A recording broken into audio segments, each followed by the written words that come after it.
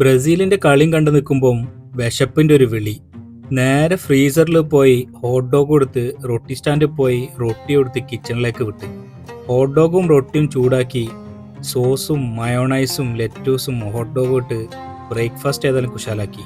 തിരിച്ചു വന്നപ്പം ഒന്നേ ഒന്ന് എന്ത് പറ്റി നമ്മളെ ബ്രസീലിന്.